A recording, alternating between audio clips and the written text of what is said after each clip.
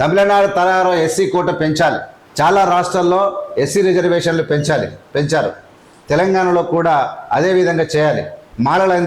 మాలలంతా ఐక్యంగా ఉండాలి. మాలల ఆత్మీయ సమ్మేళనంలో చెన్నూరు ఎమ్మెల్యే ఇక్కడ చాలా బాగా మాట్లాడాడు. తమిళనాడు తరహాలో ఎస్సీ కోట పెంచాలి. మాల మాదిగలు అంటే ఒకే తాటిపై ఉంటేనే రిజర్వేషన్లు నిధులు.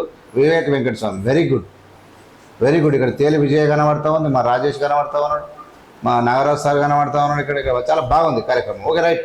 అంబేద్కర్ స్ఫూర్తితో చదువుకోవాలని చెప్పి చాలా మంచి విషయాలు చెప్పాడు.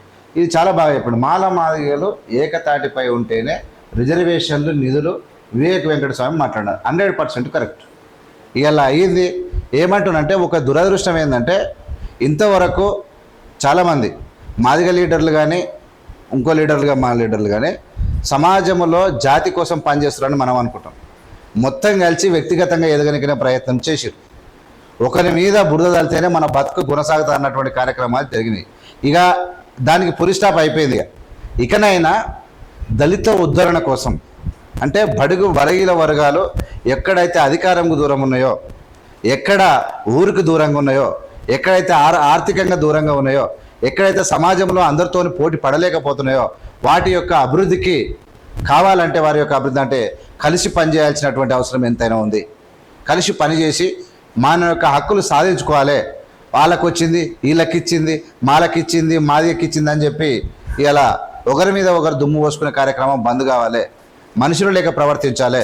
ఒక విధానంతో ముందుకోవాలని చెప్పి మాల మాదిగలు దళితులంతా ఐక్యంగా ఉంటేనే ఏ యొక్క సమస్యనైనా మనం పరిష్కరించుకోవచ్చు.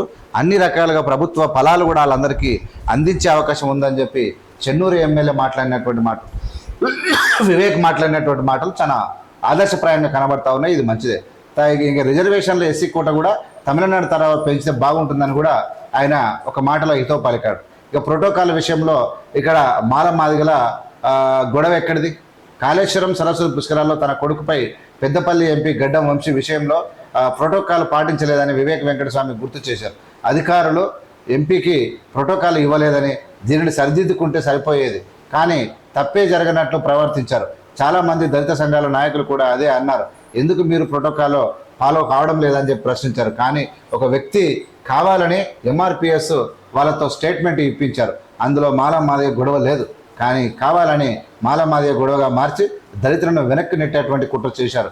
మన సత్తా మనము సరిగా చూపించుకోలేకపోతే మనకు ఎప్పుడు ఇలాంటి అన్యాయమే జరుగుతూ ఉందని చెప్పి ఆయన మాట్లాడాడు. కరెక్టే మాట్లాడాడు.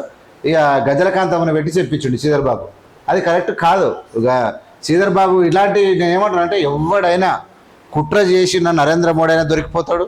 ఇలా కాంగ్రెస్ పార్టీలో శ్రీధర్ బాబు చేసిన తర్వాత అన్నీ బయటపడతాయి. ఈజీగా కనబడుతుంది. తెలియదా గజలకాంతంకు వివేకున్న కొట్లాటేంది, ఎందుకు వచ్చింది అనేది? అది కరెక్ట్ కాదు. అనవసరంగా ఎస్సీ రిజర్వేషన్ ఇక పోయి అనవసరంగా అది దొరికిపోవడమే తప్ప ఇంకోటి కాదు.